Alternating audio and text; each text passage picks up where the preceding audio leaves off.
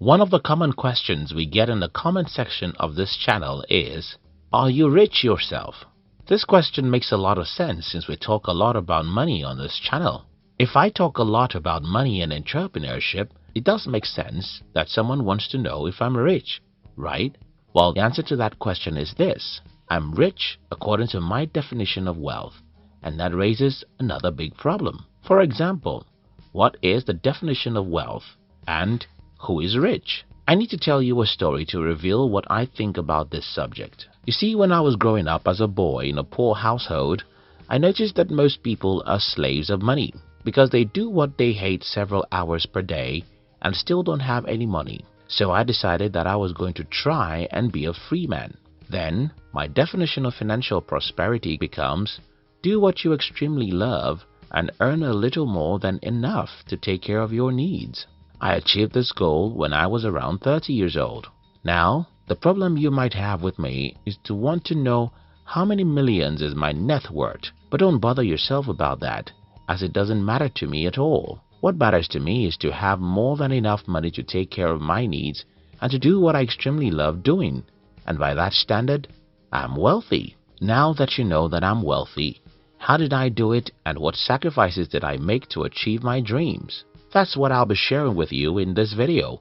And before we proceed, let me make it clear that I'm not speaking against the Bill Gates and Warren Buffetts of this world. I'm not speaking against being a billionaire or even a trillionaire. I'm only telling you about my philosophy about money. So, let's get into today's business.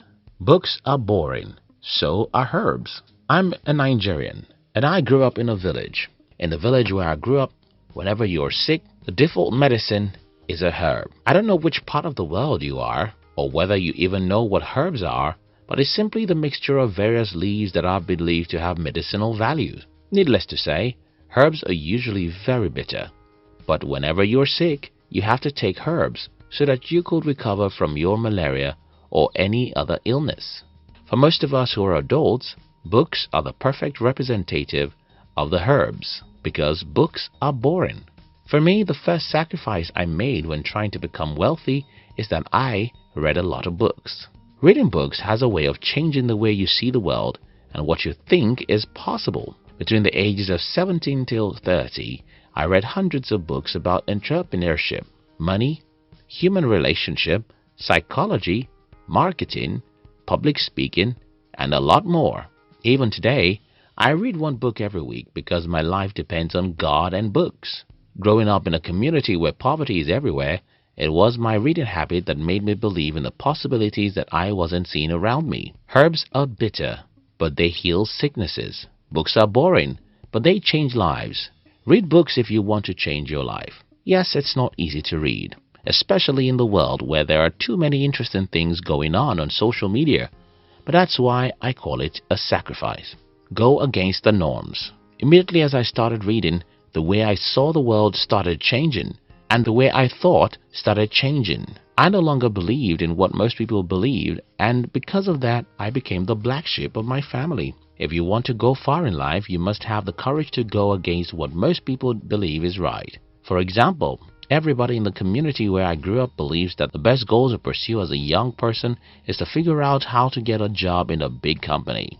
I thought that the opposite is the right goal. Why not build a small company? Isn't it better to build a small company than to work for a big company? Walking against everybody is tough because we're humans and we need love and approval of others to remain alive. But sometimes you just have to make the sacrifice of being lonely, and that is what I did. I read to act. I know a few people who read books, but only a few of them ever stand up to take action after they acquire knowledge. For these people, knowledge is to make their head bigger, and I get it. Knowledge is sweet. It makes you feel good to know what most people don't know.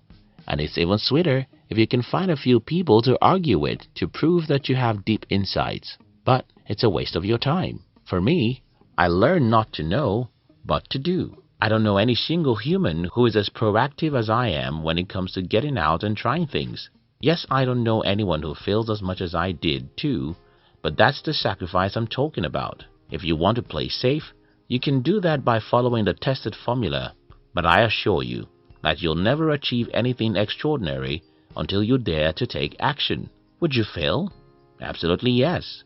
You'll make mistakes and fail, but guess what? You'll become smarter and smarter until you become successful. Use people and let them use you. Some time ago, I read a book that your network determines your net worth, and you better believe that. You see, who you hang out with determines who you become. If all your friends are poor, you'll be poor.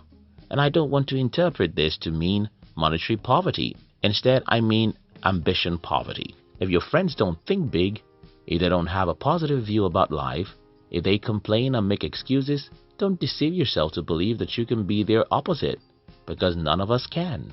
Now, where the sacrifice lies is that you must be willing to say no to wrong and negative people, and make further sacrifices to say yes to the right people, because you need the right people to be used. I mean, used because that's what it is.